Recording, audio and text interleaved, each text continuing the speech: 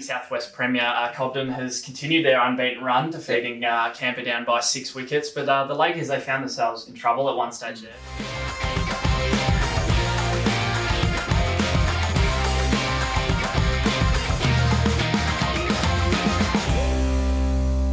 Welcome back. Kicking things off, we've got the Colac Southwest Round 4 action. And it was probably Albi, they were probably one of the biggest winners from the weekend. They produced a pretty determined performance and they looked in a bit of trouble there at one stage. I think they were 3 for 12.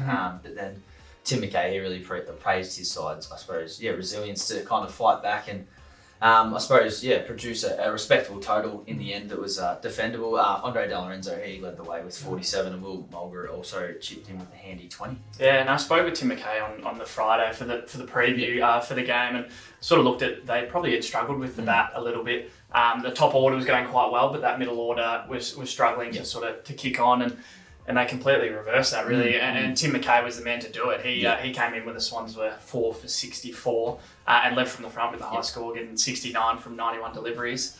After bringing in a competitive total of 184, the Swans bowlers were good. They were led by Regan Monaghan, who tore through Stoneyford with a 6 for. He was really impressive. Chris Hickey, he also took 2 and they bowled quite well and they managed to get Stoneyford all out for 110. They only had 3, Stoneyford only had 3 batsmen actually reach double figures. So that was Jacob Hetherington, he scored 34, Jake Browning 17 and Jeremy Carberry 10. So it was a bit of a tougher day for the Rattlesnakes, but credit to Albi, they look like they produced a really, really good performance. Now moving to Colac versus Apollo Bay and the Stallions, they just snuck by Apollo Bay down near Apollo Bay. It was sort of hampered by wet conditions down there, dewy. Rain, slow outfield. Exactly.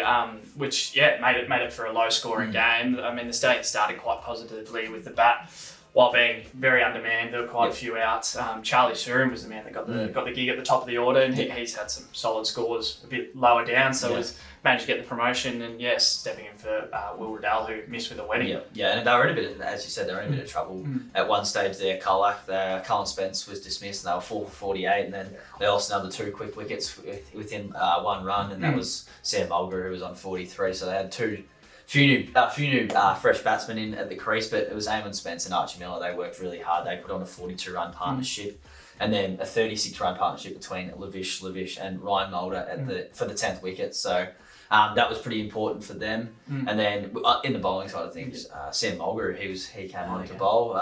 Without Will Riddell, he came on and bowled some handy off spin and ended up with 3 for 13 from his 4 overs. So the Stallions bowled Apollo Bay all out for 164. Now for the biggest win that we've seen in the Colac Southwest Premier League, Bukar defeated Eklund by 272 runs. And Lou, you played and won largely. How'd you go? Yeah, no, it was a big game. I didn't have to actually do too much. I didn't bat or bowl. So it was a pretty easy day. But it was some great batting at the end from us. We had, I think, made 85 runs off the last 5 overs to really push that score up towards 350, and that was led by Lockie Green, who scored 88, and Timmy Fitzgerald, he scored 83 not out. I think the pair both hit 13 sixes between them, so there was some pretty big hitting there at the end. Simon Baker, he continued his really good form. He scored another half century, finishing with 65, and he spent a bit of time out in the middle with his son Paddy. They put on a 95-run partnership after we lost an early wicket, but they kind of steadied the ship and really got us going forward. And then on the bowling side of things, it was all over pretty quick. I think it was 17 or 18 overs, and we dismissed Eklund out for 74, and Timmy Fitzgerald backed up his 83. It's a good day. With a 5 for 24 off his 10 overs, so he was very economic. And then Charlie Lucas as well, he also took another 5 for down the other end. So it was a pretty strong day for us, and a great performance. City United's continued its strong run of form to start the season with a 7-wicket win over Birregurra. The Saints had a pretty handy addition with Danny Hegarty filling in from East Belmont, obviously a past Illawarra captain and former Bill Johnson medalist. So he was a massive addition to their batting lineup, and him and Michael Fallon actually put on a 43-run partnership, which was the biggest of their innings. But City's bowlers probably took the chocolates in that one. They bowled really well and restricted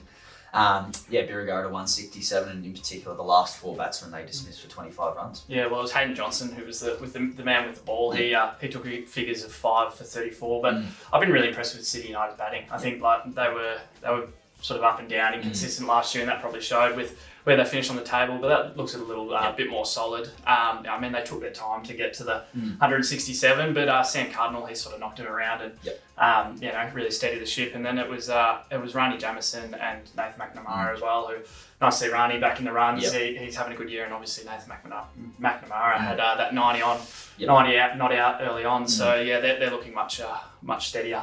Reigning Southwest Premier Cobden has continued their unbeaten run, defeating Camperdown by 6 wickets. But the Lakers, they found themselves in trouble at one stage there. They were 3 for 30. Cobden's Paul Perkin removed Harry Sumner and James O'Neill, but it was the competition's second leading run scorer, Jai McLaughlin, who led the fight back with Noel Ritchie, putting on an 86-run partnership. Yeah, McLaughlin is immense. He's been in some great form to start the year. It's his third half century. He scored 70 from 61 balls. So, he's seeing him well at the moment. And then Stephen Fisher, Camperdown skipper, he came in and added another 49 runs, and the Lakers were all bowled out for 195. Parker Walsh and Darcy, they led the way with 3 wickets for Cobden, while Paul Pekin and Matt Harkin both shared with 2 apiece. And then in the chase, Cobden did it with pretty good ease.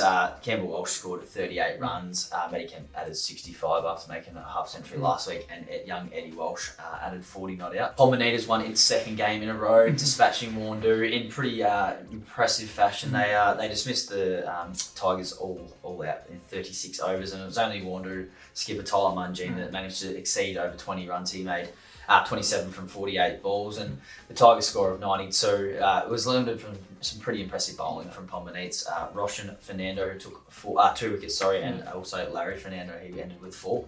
Yeah, the Bulls chased down Warndoo's total in just 18.4 overs, but Tigers vice-captain Jared Walsh, he took out both the Bulls openers with figures of 2 for 35, and then Josh Place had 39 not out, and Fernando had 15 not out to close the 8-wicket win. Now for some basketball news, we're looking at the Colac Cookers, and senior men's coach Francis Harrison says they need to put Saturday's performance behind them. It was a thumping, really. Horsham defeated the Cookers 108 to 79, and that makes it 4 losses on the trot after a pretty good start, and they've dropped outside of the top 4. Yeah, well, they're going to need to win all 3 of their remaining matches. So they've got ladder leader Terrain, 5th place Mount Gambier, and then 3rd place Portland.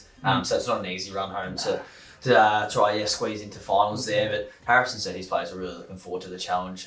They were eager to obviously improve on this weekend's game. It was disappointing, as you said.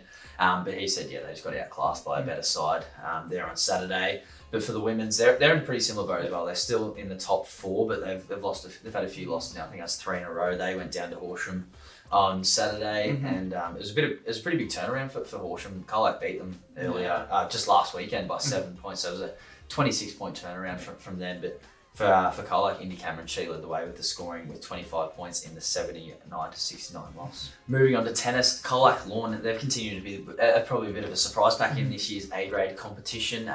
They forfeited the first round. And there was a bit of an unknown surrounding them, but since then they've won 3 of their past 4 matches to sit second on the ladder, and they bounced back from a loss last week against Penny Royal White with a 6-2 set win, 49-27 win over Penny Royal Gold this time. Lockie Stoddard was the one that earned the praise of Captain Jason Murnane against Penny Royal's Maya Meeson, with both of their sets going down to the wire, while Tilly O'Brien, she won all 3 of her sets, which was a good outcome. And then Penny Royal defeated Corook 38-29 in the other game. Now to wrap it up with some bowls news, it was a great weekend for Winchelsea. Both of their Division 1 sides got wins on the board, and the Winchelsea 2 got its first win on the board for the season, defeating Simpson 108-79, while Winchelsea 1 continued its strong start to the season with 112-84 victory. Max Heaton-Harris and Sean Logan returned through the club's second side after missing the previous week. Yeah, and they were a massive boost coming from that first side into the second side to help with their win. Logan, he beat Simpson's Kurt Wilson 28-19, and Heaton-Harris beat Jack Hookway 33-16, and Jamie McConaughey from Winchester, he also got a win over Scott Harris 29-12, while Jeff Haley went down to Simpson's Brian Clark 32-17. And in some other results, Camperdown Magpies have kept their winning streak perfect. They had an impressive win, 93-84 over Apollo Bay, while City defeated crosstown rival Colac 90-82. Thanks for watching Game On. We'll be back next week covering all the sport from the weekend.